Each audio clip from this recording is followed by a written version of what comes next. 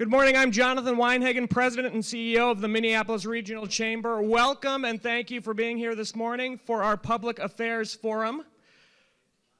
We're going to discuss the 2018 legislative session, a little bit of what happened, what didn't happen, and next steps as we move forward.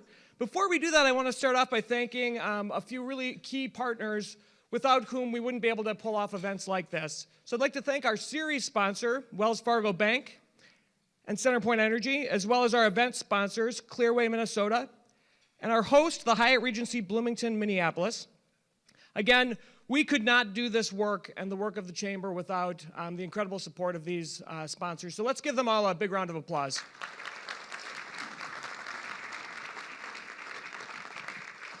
So the session ended as a little bit of a mixed bag. There are going to be smarter people than me, I assure you, that are going to come up and provide their assessment of where things landed.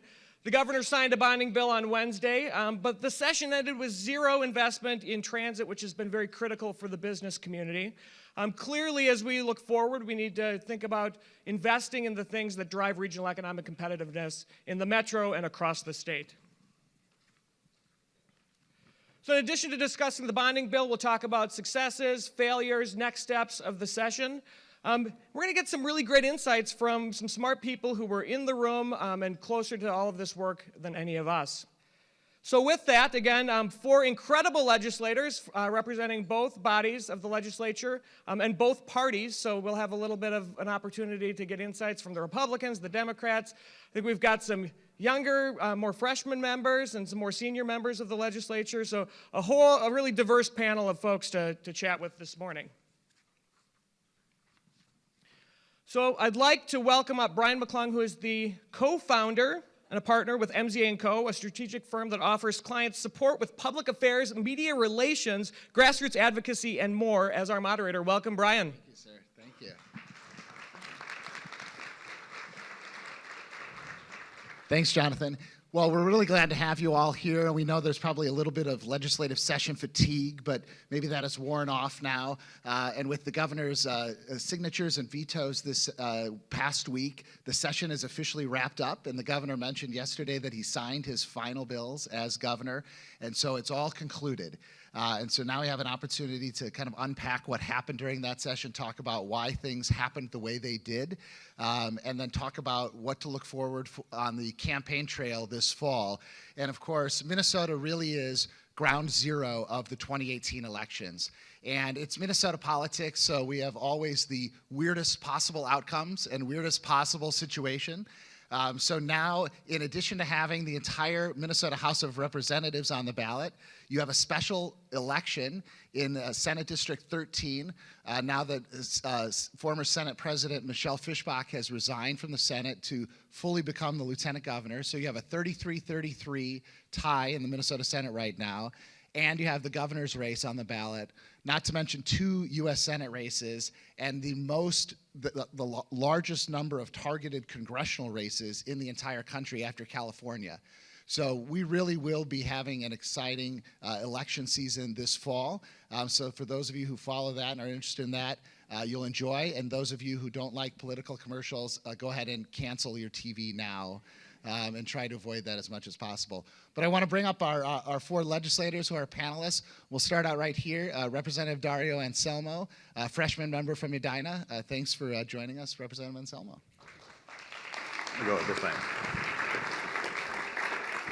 Joining us as well is Senator Susan Kent from Woodbury.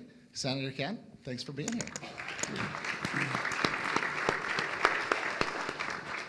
And our most senior member of the panel today, Senator Jim Abeler from Anoka. Senator Abeler.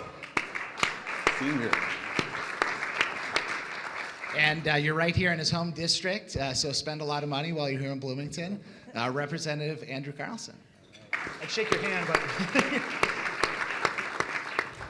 So thanks, and as Jonathan mentioned, we've got a good mix of legislators. Both of our House members are freshmen, so first term, Senator Kent in her second term, Senator Abeler in the Senate now and served in the House previously. So I want to start out with you, Senator Kent. It really, as Jonathan said, it really was kind of a mixed bag, this legislative session. And essentially, we ended up with 1 out of 3. So in baseball, that wouldn't be so bad, 333 batting average. But as far as the work of the legislature and the Capitol goes, kind of a disappointing outcome. We had 3 large bills, the tax bill, supplemental budget bill, and then the bonding bill. And of those 3, the governor only signed the bonding bill. So start off a little bit, if you would, Senator Kent. Tell us, why do you think we ended up with that kind of outcome? What could have been done differently so that we would have had potentially a more successful legislative session? Well, great question, and thank you all for being here and for including us in this good discussion. Looking forward to what everybody else has to say as well. That's the $64 million question, I suppose we say, when we're talking legislative general fund dollars. The governor was really clear on things that he wouldn't accept. He vetoed the tax bill once, and then we basically essentially sent the same bill back, and shouldn't be surprised he vetoed it again. What became known as Omnibus Prime, the 989-page bill that was the financial supplement that had an unwieldy amount of policy in it. Many of us think that completely violates the constitutional provision for single subject rule. And we have rules and processes in place that we could have done these things. Choices could have been made by legislative leaders to put a number of these important provisions that we all cared deeply about, school safety. The governor was begging to have that as a standalone bill, and it didn't happen. So, there was a real reluctance to try to work together, in my view. The governor was very clear in writing on what he was wanting to do to work together, and it just didn't happen, so we dropped it. Senator Abeler, I know there were a lot of important issues that you worked on in those bills and in the supplemental budget bill and in Health and Human Services in particular. So how disappointed were you ultimately that you weren't able to get the governor to sign those provisions this year? Well, really disappointed. In fact, I'm in charge of a lot of people with disability services and all that, as well as a lot of other things. But so we had a press conference set up for Wednesday at 1 saying, I signed the bill. And we had 100 people with disabilities and providers and parents there who were worried about, the details are kind of arcane, but there was a reduction coming because of some decision made by the feds and of 7% of people to their service packages, which they were getting and they're not going to get. And so people were excited to come, and then at 11 o'clock he vetoed the bill. It's like, now what do we do with this press conference? And so it was just really, really disappointing. And we've raised 6 sons, and it's amazing what they can fit into a suitcase. And there's always room for one more thing. And I think that if there's any flaw in this, that I reminded my friends there, that it's getting kind of full. No, I can still get the latch to go. Anyway, and then you get to customs and it goes poof, and all your underwear is all over it. So it was. It's kind of an apt description of what happens in the Capitol sometimes. So, and Representative Carlson, it's your first session, so you're kind of thrown into the mix in a big 2-year session here. But thinking back, not just this legislative session, but last legislative session, kind of tell us your impressions as a new member serving there, and it's hard in the minority caucus. I know frequently it's hard to make your voice heard. What did you feel were some of the ways that you were able to kind of play a role, and what do you see as ways that people can kind of come together to try to do things differently moving forward? Sure. Well, it's a wonderful place to serve. It truly is an honor to serve in the Minnesota House of Representatives. So I'll start with leading with that. And just like any other organization, it's based on a set of rules and principles. So spending some time initially understanding the rules of the game, how to best position yourself to be successful, and it's a team sport. You need to work with others, both within your own party, but also across the aisle as well. So those that I think come from, say, a city council or school board position, or within business that have worked within organizations, nonprofits that have kind of a team work mindset, can be very successful in both the House and the Senate. So, and we see a lot of that. Regardless of what you read in the paper, there is a lot of bipartisan work taking place. A lot of times that board is all green. I will say, though, based on my limited experience in being there, there did seem to be some mismanagement on the part of leadership in both parties in terms of what we ended up with this year. A 1,000-page bill is just no way to govern, in my opinion. So I'll leave it at that for now. Sure, and Representative Anselmo, and you're someone who's really known as somebody who can work with legislators across the aisle, and I think you're known for forging those bipartisan relationships and friendships, really as all of our panelists are here today. But tell us a little bit about that in your first term, kind of the value of trying to work with people and find common ground with people that you might not necessarily have thought you would be partners with coming into the legislature. It was there was an easy thing for me to do. Just like being there late at night at the end, having spent 20 years in the bar restaurant business. That's actually my favorite time to be there. So they say the dark of the night. I said that's like the light of day, and we can get there. It was great. I mean, sometimes people say maybe I spend too much time being bipartisan, and maybe I could go to one less sit-in on the House floor. But I'll have to think about that going forward. I remember things that we did. I mean, I looked at it as this is sort of the second half of the session we're elected to. We spent the big question. The 64 million is 46 billion is what we spent in the last biennium, and we made some tax reductions, and we did some things that were good for businesses, that were good for education. We increased per pupil funding, and we kind of made the rules a little better for education and how we can go about it. We talk about job creation, and I serve on both higher ed and K-12 finance. So it was great to do that, and there was a lot of people. We voted a lot of times with each other. And worked. I think the Metro folks probably do a better job of that. It isn't as much as sort of the red-blue. It's sometimes the in-state, out-state. And I think we have to do a better job of doing that so we can actually get the things we need to get done. And I was happy that we did get the bonding bill done, and it's always great to have a couple things. Even though in Edina we don't ever seem to ask for anything, we did get some things in there. You already have everything. We did. I don't need to remind anyone of that. But we need more shopping centers to please now. But carrying the bonding bill for the University of Minnesota, so things like that were good to work for. So I always put something in the bonding bill if you want to at least say you did something, and I did. So let's spend some time talking about tax conformity. I think that's probably the biggest disappointment out of this legislative session is that the legislature and the governor were not able to come to agreement on tax conformity, and I think tax professionals in particular are very worried about this. The Department of Revenue is very worried about this, and all of us who have to file our taxes next year are worried about this. And so, Senator Abeler, we'll start with you on this one.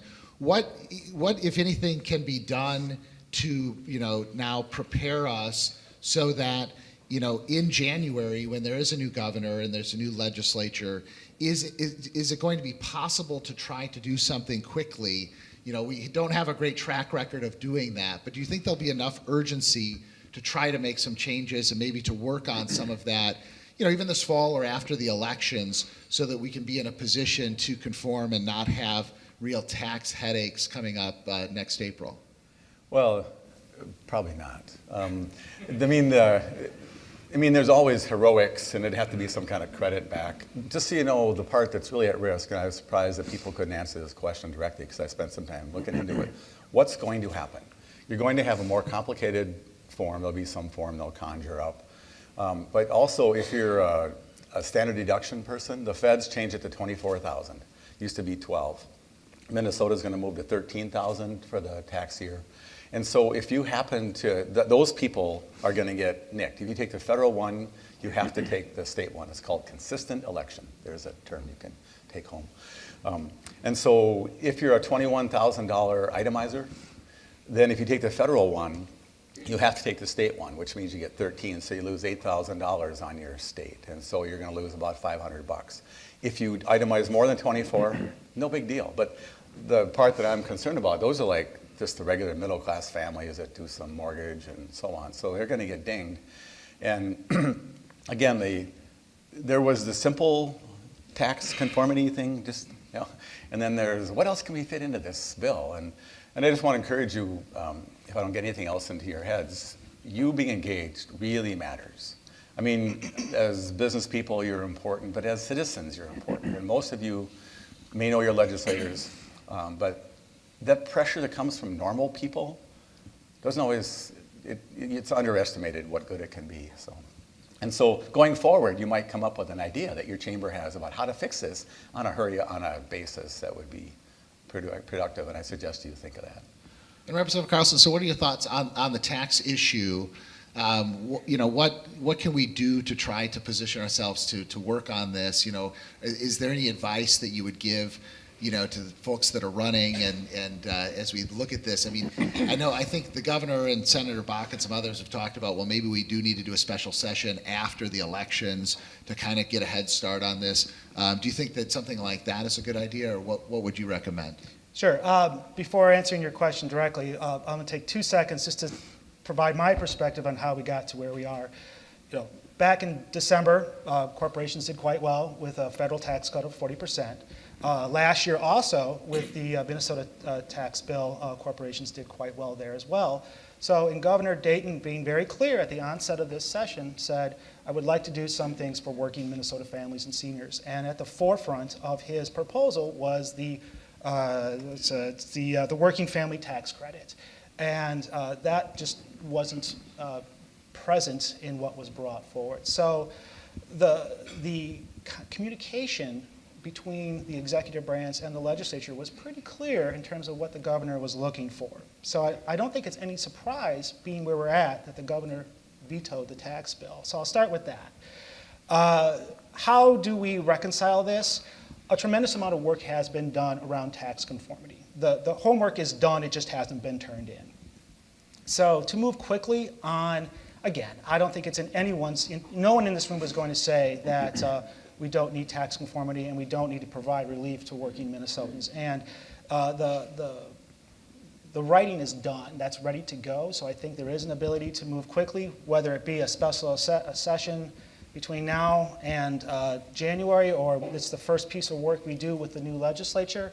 I do think that it's not just a matter of diving into some new ideas, it's dusting off which idea that particular body wants to move forward with. Right.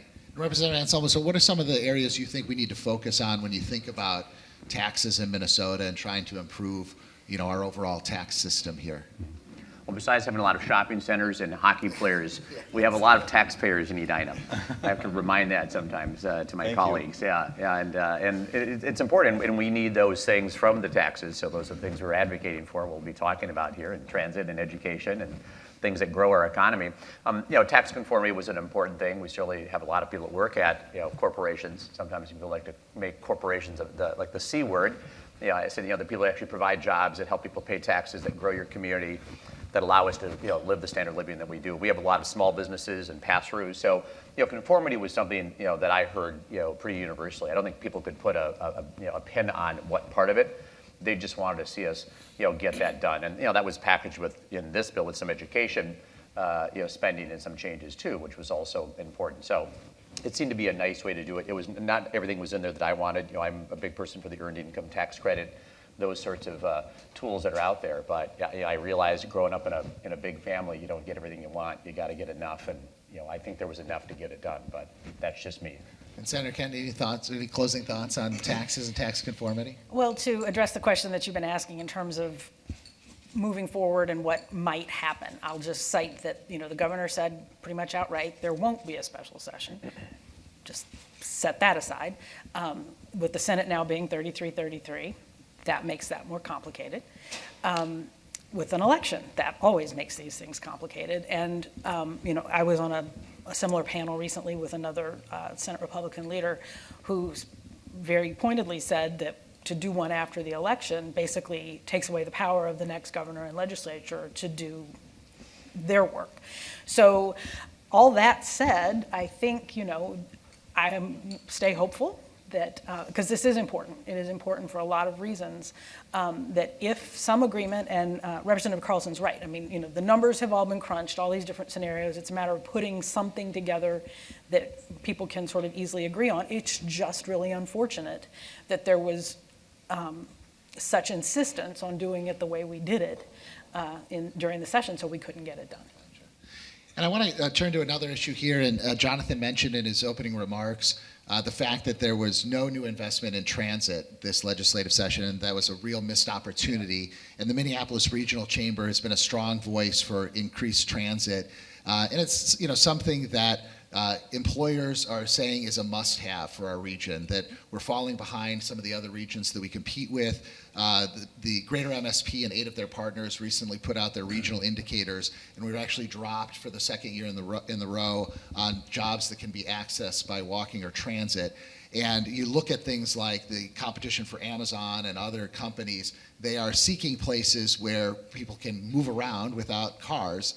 And we're here in this part of Bloomington that is developed largely because of the access to transit that has happened here. So my question, Representative Carlson, we'll start with you, is how can we move this discussion along? It seems like transit has become a real partisan issue. It didn't always used to be that way.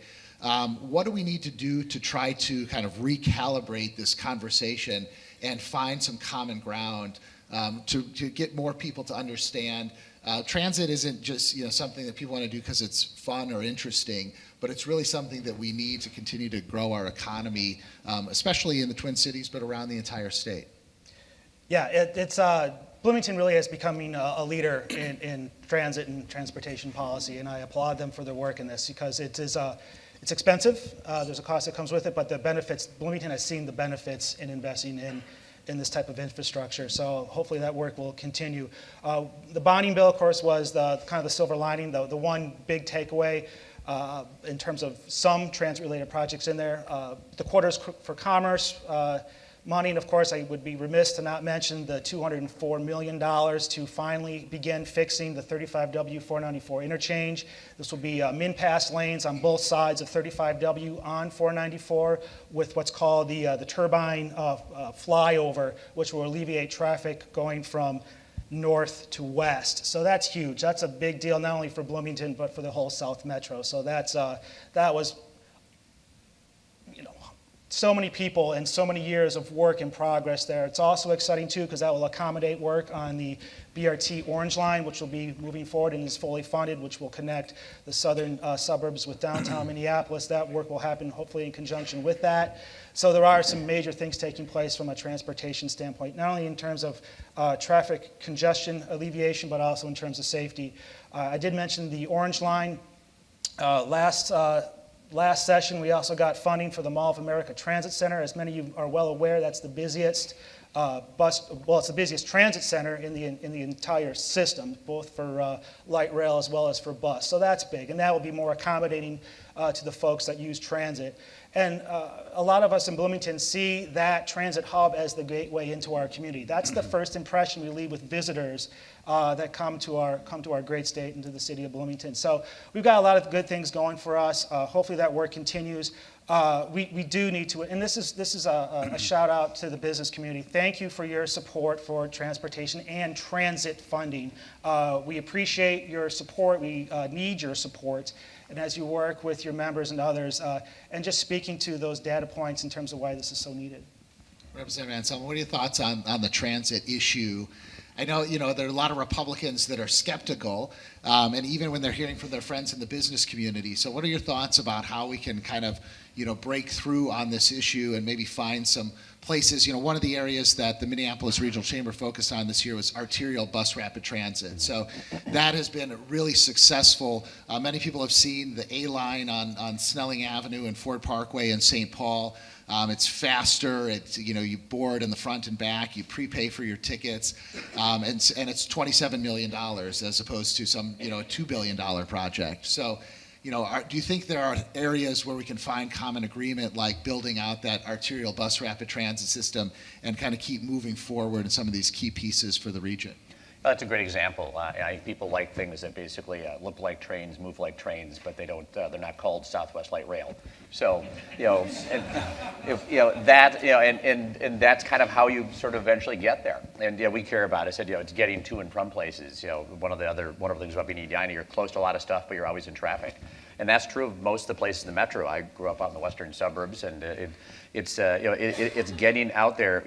Businesses need that. And the big thing that comes back to sometimes our caucus goes, well, it's a subsidy, and it loses money. I go, well, we subsidize lots of things, and they're sporting arenas, they're home mortgages, they're outstate Minnesota roads.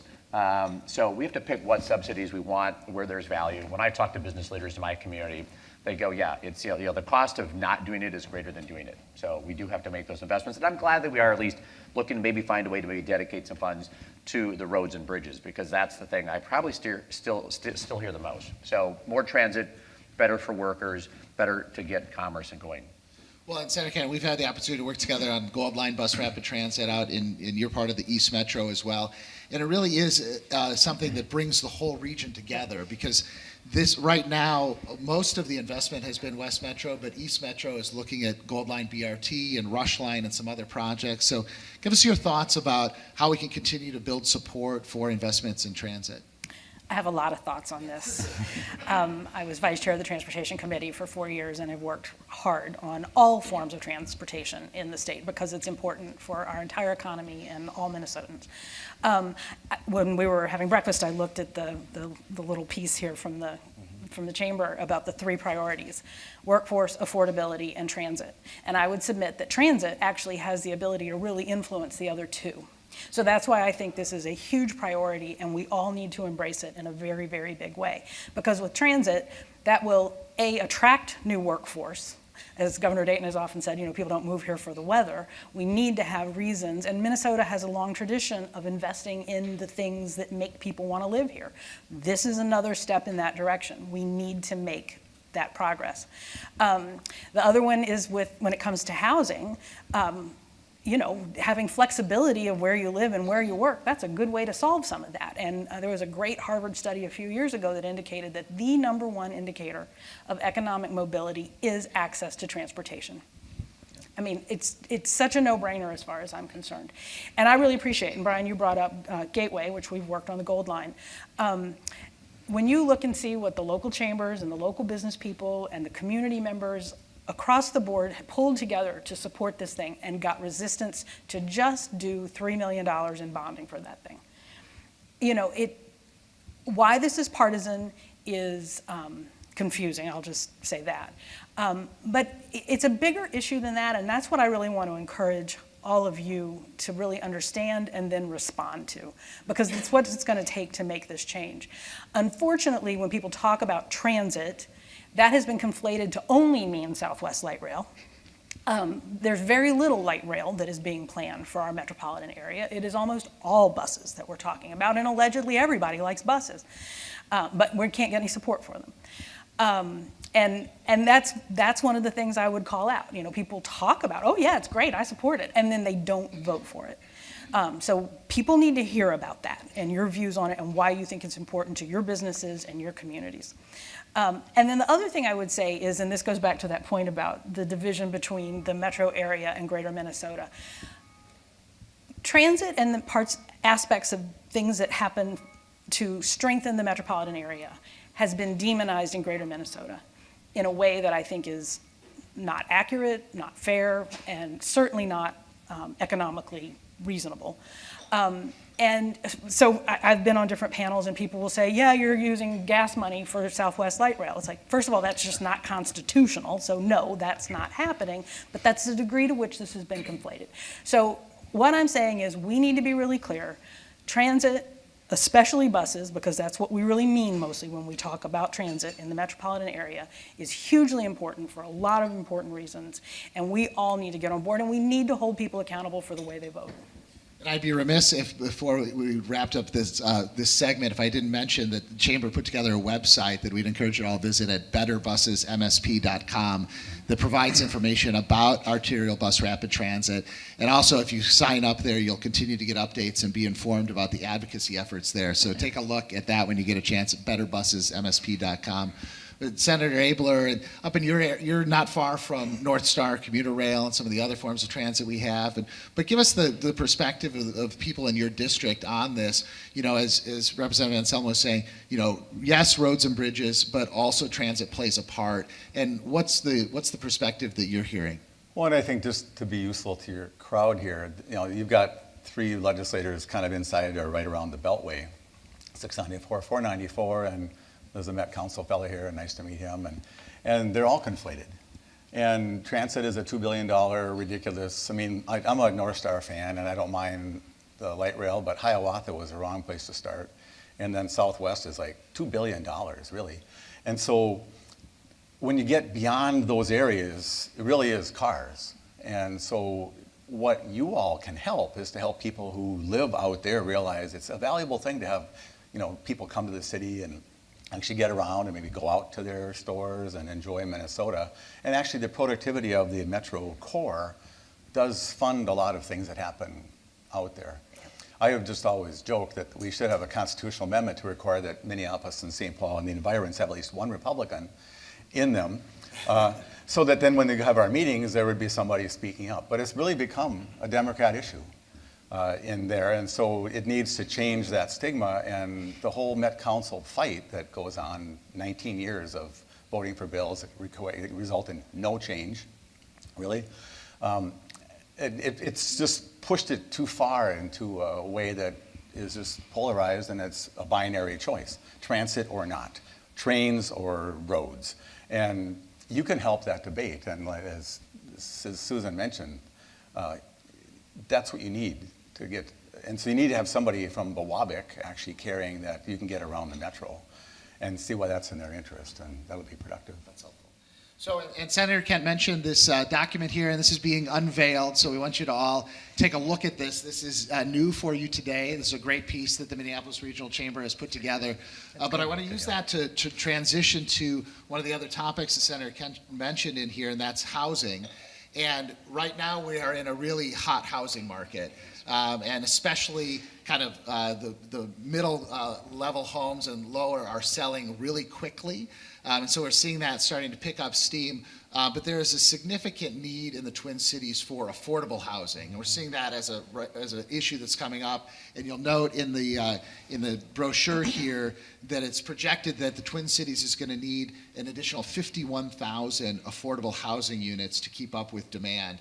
So Representative Anselmo, I want to start with you. Tell us a little bit, and you have a background in commercial real estate and development and the business community. Tell us some thoughts about housing and affordability. What do we need to do? What do you think some of the things that, as policymakers, some of the ways that we can approach and tackle this to make sure that we have housing that's affordable for people, because we want to attract and have a region that serves people across the economic spectrum? What's important, as we talked about the three components, and that was a good example with transportation and so with education and housing, and how do those things come together. There's been a good coalition that's sort of been out there, at least on the how do we sort of jumpstart it a little bit with the coalition looking for the $140 million in bonding. I think we got 50 million was the number that ended up in the final bonding bill, but I've got to go through that. They didn't seem to highlight a lot of those details that they had on there. But that was one way. The Builders and Trades Association, groups like that have been sort of part of those coalitions that have been out there. The regulations and the hurdles that we have to go through in our marketplace here seem to be a little bit more of a challenge. Again, which ones would you cut? Which ones would you strengthen? I'm not exactly sure. I just keep hearing that from people that really want to make housing more affordable. And that's a central thing that we're going to have to figure out and work on. We're hearing it in our community in Edina. And you want people that are living there, that are teaching there, that are providing your first responders for safety, that are maybe the manager at that Gap store or that restaurant. We just can't have the owners there and the CEOs. The community doesn't work that way, and that's true throughout the metro, and I would argue the state. Yeah, and Senator, your thoughts on the housing issue and what we can do in that area? It is a complex issue, and it's not a one silver bullet kind of solution. It's going to take a complex addressing at a lot of different levels to try to deal with this. And this is not just a metropolitan area. I was at an event in Rochester, and they're really struggling. We hear about different communities in greater Minnesota where they'll have larger manufacturers who want to grow their businesses, but the biggest challenge they have is workforce, and if they could hire them, where they would live. And so this is a statewide problem, and it is something we really need to step up to. And I'll just point out very quickly that part of the cost of this, because I spend an awful lot of my time working in education and early childhood through 12th grade education. And there's an elementary school not far from the Capitol called Maxfield Elementary. And they do wonderful work with populations of students that are traditionally seen as struggling. And the students that have stable housing are actually doing really, really well. It is the highly mobile and homeless student population that struggles the most. So that's really who we're failing. We are failing our families, and we're failing our kids when we don't take this issue seriously. And that's our future, and that's why we have to do better. And Senator Abeler, as everybody's talked about, it's not just an issue in Minneapolis and St. Paul. Affordable housing is an issue across the region and in greater Minnesota and in places like Anoka as well. So tell us a little bit about what you're hearing on the housing issue right now. Well, and just to give, it's weird being the senior guy. I look in the mirror, I see him, but that's meant to be a compliment. Anyway, so this housing thing, it's been around 19 years I've been elected, privileged to serve. Well, whose responsibility is some of these things? I understand that transit and transportation, that's constitutional duty, public safety, education, those are constitutional duties. Housing. What has happened in our housing? And sorry, I'm that council guy. We have MUSA lines that limit us from going up into some in the environs, so lots are bigger. And we have building code rules that have really increased the cost, and sometimes to no merit. There is not enough money in all of your pockets, because you're the donors of our state, to solve the housing thing. And so we have to look at it more holistically. And maybe there's a chance to subsidize some things. But at the end, the private sector has to rise up to this thing. There's plenty of builders out there who build really good houses for they could build something for 120 grand if you let them. And it'd be safe, and it'd be wholesome, it'd be a 2-bedroom thing, and you could afford that. I just want to also talk about the subsidized thing. I represent Ramsey.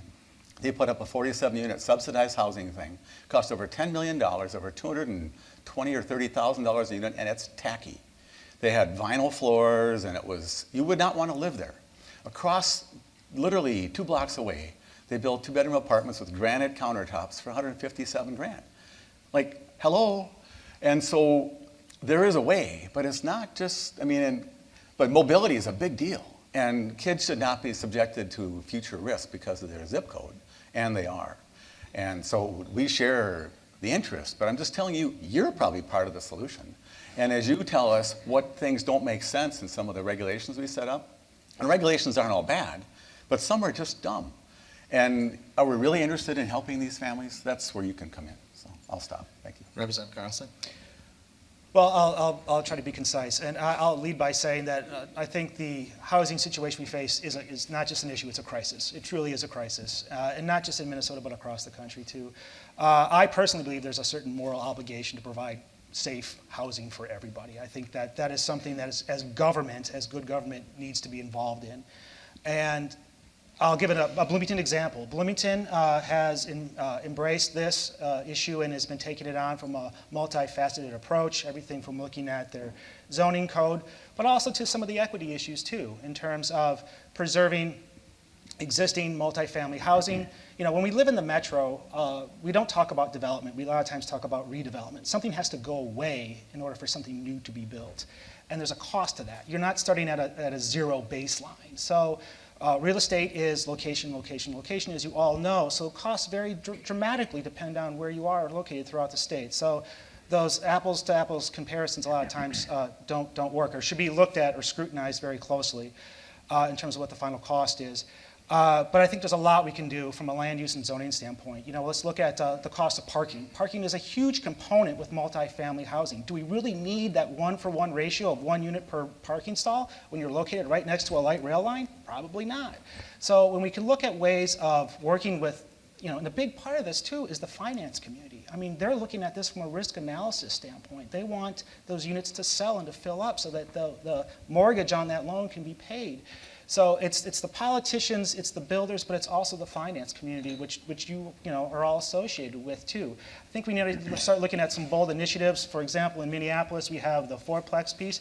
These things are going to be hugely controversial, but we need to be having these conversations if we are going to really thoroughly and genuinely address the affordable housing issue. So I'm hopeful. I'm encouraged by the faith-based community and their efforts behind this now in trying to address providing safe housing for all. And I think as the momentum continues to build and these really innovative ways of looking at how we address housing are brought forward and considered in our city halls across the state. Great. So you all have mentioned the people in the room are part of the solution and part of the answer, so we want to open it up to questions that you all might have. Well, we have about 15 minutes or so left, so we'll turn it over to the audience and bring your questions. So Go ahead. Hello, Carrie Johnson with the Metropolitan Consortium of Community Developers. Thank you, Representative, for calling out, and with the Homes for All Coalition as well, so calling out our $140 million bonding ask. We did receive $90 million in affordable housing bonding. We're excited about that. Want to ask the panel, as far as continuity between the House of Representatives and the Senate, there is no continuity when it comes to where housing is placed in committees. So when it comes down to discussions of what to do, it often gets left out because it doesn't meet up. It's in the agricultural committee in the Senate and then the jobs in the House. How can you have conversations with leadership in order to kind of bring that to the forefront, considering it is an issue statewide that lawmakers are concerned about? Let's start with that. Look to you, Jim. Yeah, I think that's Jim. Well, if I could jump in first, and then I'd like to hear Jim say, because he made this point that, I mean, unlike the other issues we're talking about, constitutionally, it doesn't have a home either. And, you know, what I would say is, particularly because we are looking at potential significant changes in the next 6 months, we need to have that conversation. And so we should be engaging as certainly the Senate, we're all 66 of us going to be back. And then in the House, as people are coming in, that needs to be at the forefront and say, as you are reconstituting the bodies, do it with this important issue in mind. Yeah. Well, and it might be a strength, though, to have it kind of spread out. If you remember the last big bill that got kind of oversized to get through the door. And so as it relates to an ag issue, then Worthington and those places really are struggling for places. And so it's, and I mean, you want to try to change everything. 19 years, I'm still trying to change everything. And but so you want to make sure more people understand. And frankly, the more people understand the issue, the better it is for the topic. And so wherever it gets carried, if it's important to get carried, they'll stick it somewhere. So good thinking. Any other questions from the audience here? Yeah, Robert. Hi, Robert Freeman from Carlson. Thanks for coming to Bloomington. You're in Health Partners' backyard, so we appreciate you being here. I'm interested to know what happened to the opioids bill. I mean, I know it got vetoed, but why didn't it get to the finish line? Well, in the Senate, and I want to hear what Jim has to say about this, but we passed a good bill out of the Senate, 60-6. So I have the exact same question. I want to know why it couldn't go as a standalone bill, why the House wouldn't take it up, and why we couldn't take that important step. You know, all I can tell you to defend my leadership, it seemed like a good idea at the time with how they were doing all that. I privately begged them to take things separately. And there's this magical leadership group. And I keep asking sometimes, who is this leadership group? Because all the leaders deny that they're it. Like, I mean, where's this group? You know, the man behind the curtain. Where is that curtain? And so, what's done is done. But I do just want to remind you that in a bipartisan way, people respect what you do. The left tries to move over toward you, the right has to remember we're there, and so you're really a meaningful bunch politically, and never mind who you favor individually.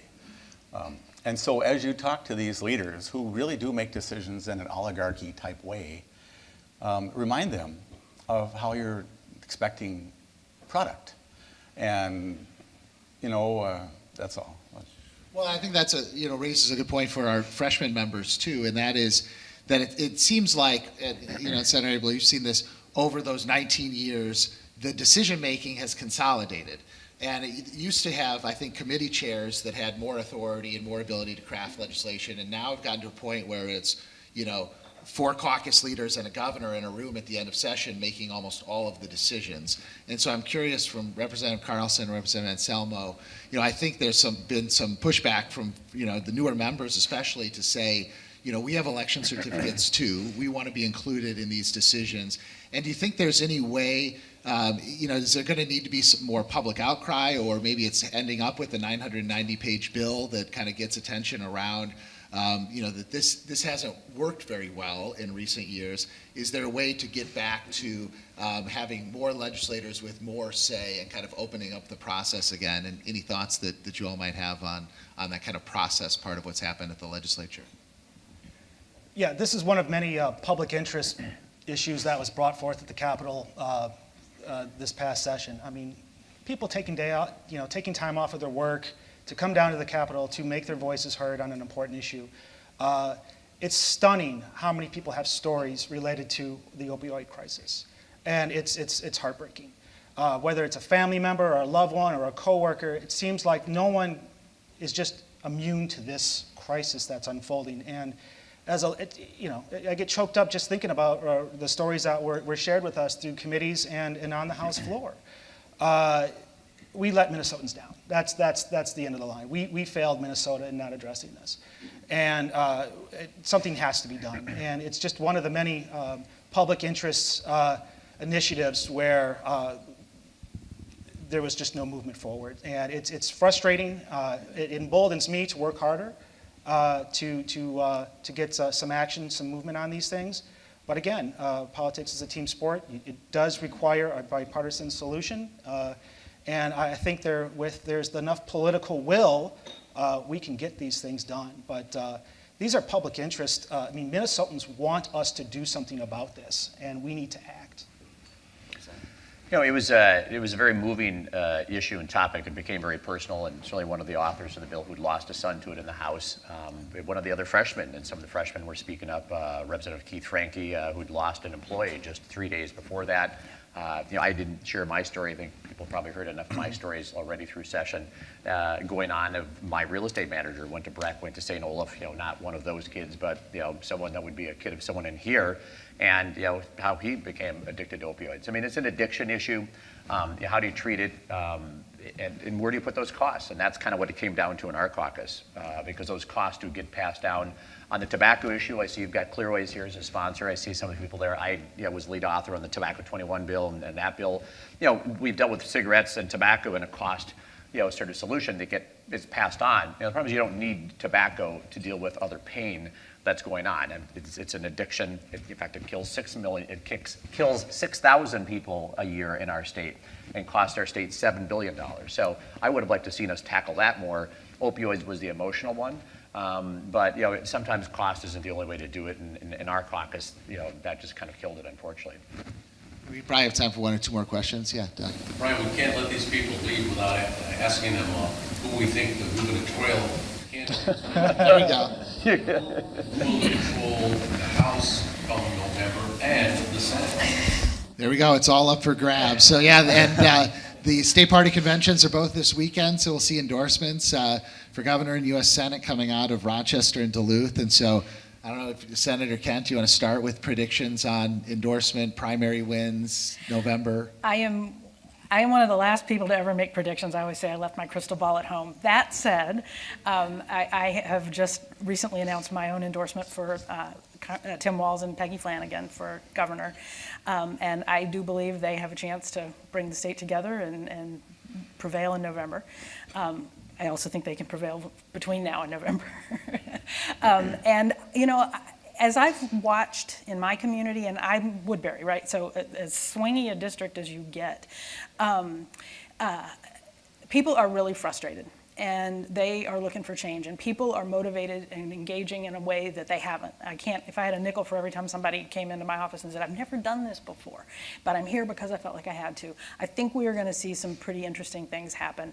And I'm going to go out there and say, I think we can actually have both the Senate and the House in DFL control again and get back to some of the good things we were doing a few years ago. Senator Abeler, you might have a different perspective. Well, that's the nightmare scenario. I have to leave in a minute and go to my day job, but I really enjoyed being here. You do really matter, and you do need to show up. And it does matter what party there is, and with all respect to everything that's been said about leadership, it is an oligarchy at the end. The chairs have a lot of influence. A bill doesn't get heard because some party just doesn't like it or doesn't like the lobbyist of it or something. And so you all can counter that by being engaged and knowing your members well, and getting behind whoever you like and helping them represent you and making them actually represent you. Plenty of people say they're going to go do something and then they sit just as part of the audience. And when you stand up and take a stand, and like override a governor's veto in 2008, for instance, on money for roads, it makes you a hero and a goat. So you want to encourage your people you're helping to be heroes and goats, and to be more independent-minded. And that's what I've seen in my 19 years. Nothing has changed about the oligarchy, just a matter of who's in the chair. In terms of, I think the Senate stays Republican. But I do think there's a pretty good chance of some kind of mixed government this year, which isn't all bad. It makes us sharpen each other. And it's typically what we have in Minnesota for the most part. I mean, we pretty much had divided government with the governor and the legislature, other than, 2013 and 14 when Democrats controlled everything. Yeah. But even when Democrats were in charge, they didn't always get along. So there's that too. So thank you. I'm going to have to split, but thank you. Thanks, Senator Abeler. Appreciate it. Pleasure. Representative Carlson, any predictions or guesses as to what might happen in November? It is Minnesota, so we assume it'll be the weirdest possible outcome. Guaranteed. That's the one thing we can probably count on. I have not endorsed a candidate for governor yet, so I'm feeling the love from all the candidates. You probably have received similar phone calls, those of you that may be delegates, is they'll just keep calling you until you commit one way or the other. So if you want to stop the calls, just yell at a name and tell them who you're with, and that'll stop the calls. But yes, I will be attending the DFL convention down in Rochester this weekend. People are fired up, no doubt about it. So it should be not only a fun time, but I think some real work and some networking will be taking place. I'm sure the same will be the case up in Duluth for the Republican convention too. So we'll all be reading the papers come Monday morning in terms of what the outcome is. I do look forward to being in the majority in the Minnesota House of Representatives come January. So that is. That's something I'm going to be working hard towards. Well, the Republicans have a 77-seat majority right now, so Democrats would have to pick up 11 seats. That's a lot, but it's not unheard of. So, Okay. Representative Anselmo, any thoughts I'm the number about? one seed to come for. There you go. Thank you. You're on the list. Awesome. And I think a lot of people know that's it's not because I didn't do such a great job, but Trump lost our district by over 20 points, so I had to make up the biggest deficit I think in the state ever, where a president actually loses. And I think the message I had, I think, is one that other people are maybe starting to see, that you can have sort of a purple message. People have seen my business card. It actually is purple. It's red and blue. I'm actually a Vikings and Prince fan too, but I had to pick a color. It didn't hurt. Yeah. And people want that, and you can be pro-business, and you can be pro-public education, and you can just say I don't need to go down that pathway with all these social issues, all these divisive issues. You can believe in gun safety and having some reasonable gun rules, and that's what I stood up for. I think that's going to be a little bit of an election changer out there. I think the House loses some seats. Unfortunately, they probably lose the moderates. They don't lose people on the extremes, and that's kind of what I'm hoping that we'll see more of. I was at a No Labels event with one other state senator. I shared that with Senator Kent earlier, and we had two former, the DFL and a Republican Party chair that were there, and trying to have that problem solvers caucus like they've got at Congress, and that we maybe need to see about doing that before. I think it was called the Purple Caucus, so I might try to pick up and do that, because then we'll solve solutions. But I think with less House seats, that'll put more pressure. We'll see what happens in the Senate. Governor's race is tough to call. I'm going up there, so I'm a Karn Housley supporter, but I think we'll see one Democratic U.S. senator and one Republican, and the governor's race is tough to close, tough to call, but I'm excited to go back. It'll be close for sure. Yeah. Well, we'll wrap it up there. So please join me in thanking our panelists for their insights today.